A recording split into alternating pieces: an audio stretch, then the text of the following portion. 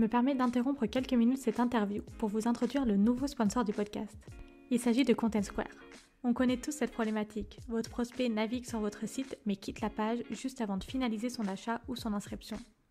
C'est pas facile de savoir où se trouve le point de friction. C'est là que Content Square entre en jeu. Pour comprendre rapidement les parcours de vos clients et leurs interactions sur vos sites et applications mobiles, Content Square est une plateforme qui agrège toutes les données dont vous avez besoin. Que ce soit de l'expérience analytique et du monitoring, du product analytique et même la voix du client, ces insights quanti et quali vous donnent les clés pour optimiser vos pages et vous aider à prioriser. Que vous soyez dans le marketing, la tech ou le produit, Content Square vous aide à améliorer l'expérience client et optimiser chaque étape du parcours utilisateur, quels que soient vos besoins ou la taille de votre entreprise. Ça vous intéresse de tester ? Toutes les infos sont en description de l'épisode. Hello, je suis Carlotta. Bienvenue dans Product Marketing Stories, le podcast qui décrypte les méthodologies, partage des conseils et apprentissages concrets pour rendre compréhensible et accessible le product marketing. Dans cet épisode capsule, Lucas nous explique comment progresser dans l'utilisation de l'IA pour devenir un PMM encore plus efficace. Il partage les do and don'ts pour qu'on évite les erreurs fréquentes et qu'on ait conscience des limites des outils comme ChatGPT, Claude ou Perplexity. Enfin, il nous rappelle pourquoi l'IA n'est pas là pour nous remplacer, mais pour nous aider à nous concentrer sur les aspects les plus stratégiques et enrichissants du métier de PMM. Un épisode essentiel pour maîtriser l'IA tout en restant fidèle à ce qui fait la valeur du rôle de PMM. Bonne écoute! Est-ce que tu as des conseils sur, tu parlais de progresser, de s'améliorer? Est-ce que toi, je sais pas, il y a des personnes que tu suis en particulier qui sont forts, il y a ta newsletter évidemment, mais là aujourd'hui, c'est demain, ceux qui nous écoutent, ils veulent vraiment se mettre sur ce sujet-là, progresser, apprendre. Est-ce que tu as des conseils pratiques? C'est une bonne question. Si j'ai créé cette newsletter aussi, c'est que j'en trouvais pas, globalement. Donc j'ai pas envie de dire, ouais, je suis le seul à faire ça. Aujourd'hui, j'en connais peu, je lis, je regarde ce qui se passe, mais souvent les cas d'usage sont quand même un peu basiques. Nous, on essaie quand même de pousser ces cas d'usage un peu dans leurs limites. Et aussi, je pense qu'avec l'IA, il y a beaucoup de cas d'usage qui sont super shiny. Moi, quand je les vois, je suis en mode, waouh, c'est trop bien. Mais en fait, déjà, c'est super bancal. Ça marche une fois sur 10. Et 2, c'est pas réplicable. Donc voilà. Donc globalement, je pense que la meilleure chose à faire, quoi qu'il arrive, c'est faut apprendre les bases du prompting. Donc il faut apprendre comment est-ce qu'on query une IA. Et ensuite, il faut juste le faire. Il faut le faire beaucoup, etc. Et toujours chercher, demander, comment toi tu utilises l'IA aujourd'hui, identifier de nouveaux cas d'usage, etc. Mais déjà, si le mode par défaut, c'est se dire j'ai une tâche à faire, comment est-ce que je peux utiliser l'IA pour la faire et voir, identifier, juste évaluer si ça permet de t'aider à faire plus rapidement, ça va te permettre de progresser plus rapidement.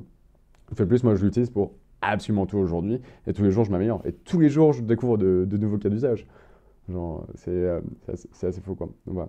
Ce que je recommanderais vraiment, c'est prendre une subscription payante. C'est pas obligatoire, mais ça va aussi vous engager à utiliser la technologie d'une certaine manière et les utiliser le plus possible, quoi. Parce qu'une fois, vraiment, l'ennemi ici, c'est le statu quo. C'est le fait de se dire j'ai pas le temps, j'ai pas envie d'apprendre à utiliser cette technologie. Mais en réalité, c'est que les gains de productivité sont tellement immédiats et importants qu'en fait, il faut juste réussir à faire le premier pas pour très rapidement avoir de très bons résultats. Ouais, je pense que beaucoup vont se retrouver sur ce que tu dis sur le statu quo, où en fait, j'ai l'impression qu'en fait, c'est la première étape, le premier escalier qui est super dur à atteindre, de se dire le 0 to 1, et de réussir en fait à se dire, ok, il y a toute cette partie prompting, apprentissage qui est quand même assez complexe, et on peut facilement se dire, en fait, j'ai essayé 2 fois, ça n'a pas marché, je laisse tomber et je reprends comme je fais, parce que à court terme, je gagne du temps à rester ISO. Mais en fait, il n'y a pas ce truc de se dire, en fait, ok, je suis ok pour me dire que je vais potentiellement perdre du temps à court terme, mais parce que je sais que les gains à plus long terme sont, on va dire, exponentiels. Ouais, complètement, ils sont juste immenses. Enfin, je pense pas que j'irais aussi vite, par exemple, dans le lancement de mon business, etc., ou mes semaines seraient juste invivables, globalement, si j'avais pas l'IA. Même en général, enfin, je pense qu'on passe beaucoup de temps à faire des tâches chronophages sur lesquelles, en fait, finalement, il y a peu de valeur ajoutée. Moi, je n'ai jamais autant kiffé le product marketing que depuis que j'utilise l'IA. Parce que ça me permet vraiment de me focaliser sur ce qu'il y a de cool dans le job, quoi. Écrire l'update d'un changelog qui est vraiment le truc le plus standardisé, sur lequel il y a zéro valeur ajoutée, etc., où c'est vraiment juste de l'information très pratique, etc. Clairement, moi, ça me faisait pas rêver, tu vois. Par contre, essayer de définir, ok, c'est quoi notre stratégie de lancement, ok, comment est-ce qu'on peut différencier notre produit, ok, faire des interviews utilisateurs, comprendre les besoins en profondeur, c'est ça qui fait rêver dans le job. Et ensuite, être capable d'avoir ce niveau de connaissance vraiment très fine du marché. et du contexte qui entoure le produit, c'est ça qui est cool, quoi. Et là-dessus, je pense que c'est la principale valeur ajoutée de l'IA, c'est que ça permet vraiment de plus kiffer son job. Enfin, personnellement, moi j'ai un meilleur équilibre perso, vie pro, vie perso, depuis que j'utilise ces technologies-là, quoi.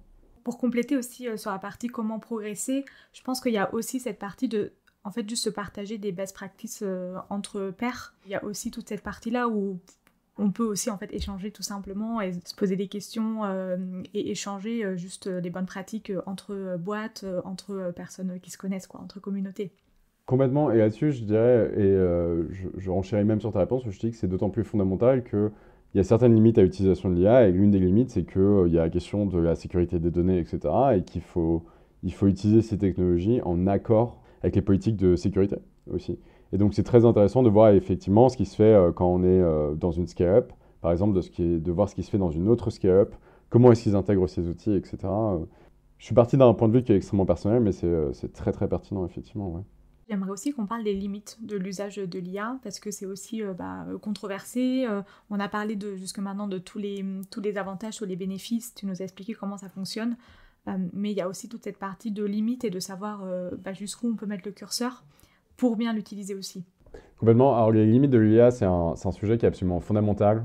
Et là-dessus, je pense que c'est des technologies qu'il faut utiliser avec beaucoup de précautions et beaucoup d'esprit critique. Une fois de plus, c'est là où ça ne remplace pas un PMM. C'est que si tu ne comprends pas le product marketing, si tu ne comprends pas les subtilités du métier, tu ne peux pas savoir ce qui est un bon résultat ou un mauvais résultat de la part de l'IA.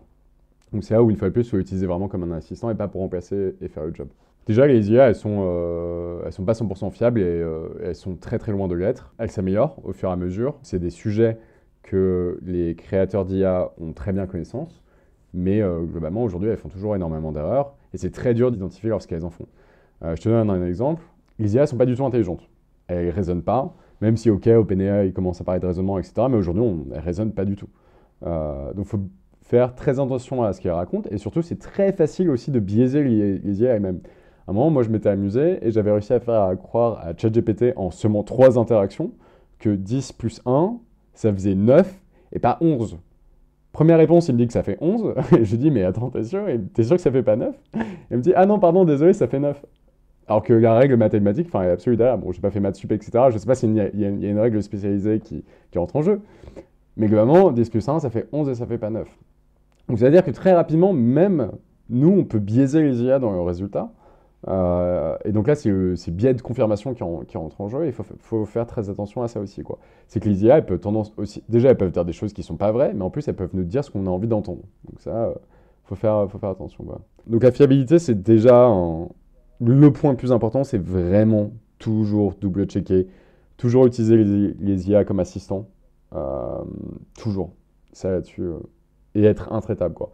Et dans le doute, en fait, juste revérifier. Une fois de plus, ça va permettre de gagner du temps, mais il faut être extrêmement critique avec les résultats qui sont formulés parce que c'est bête, mais ils peuvent guider une stratégie produit dans la mauvaise direction.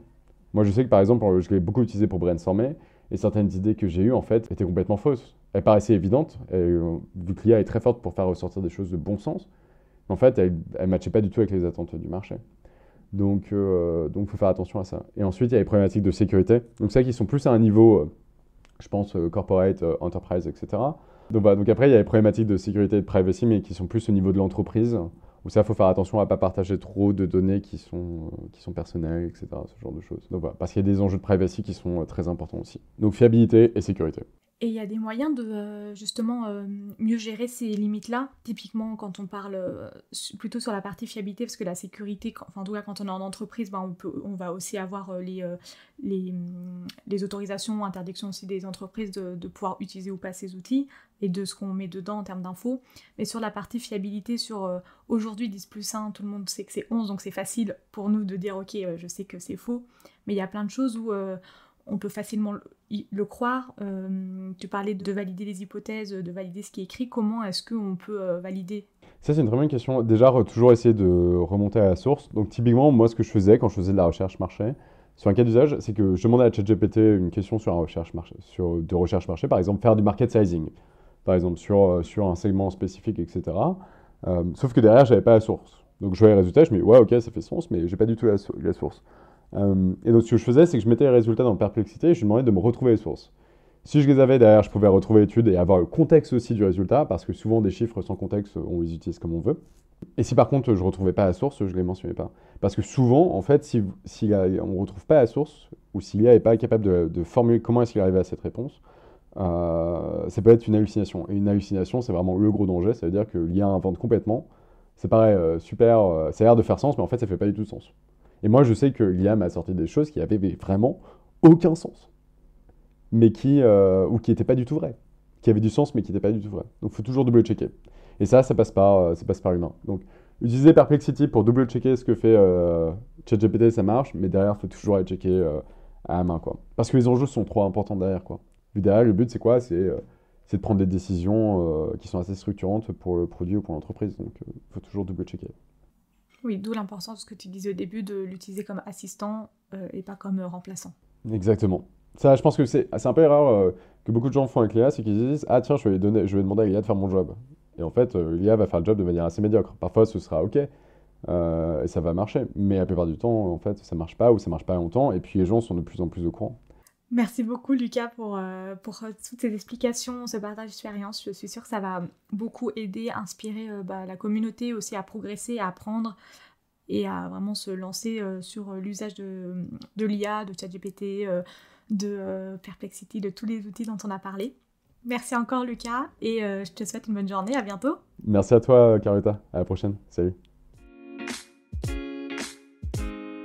Merci d'avoir écouté cet épisode jusqu'au bout. Si l'épisode t'a plu, n'hésite pas à le partager sur LinkedIn en me taguant. Tu peux aussi me soutenir en laissant un avis 5 étoiles sur Apple Podcast et me laisser un commentaire. Ton aide est précieuse pour m'aider à faire connaître Product Marketing Stories et aussi m'encourager à créer davantage de contenu. Alors merci!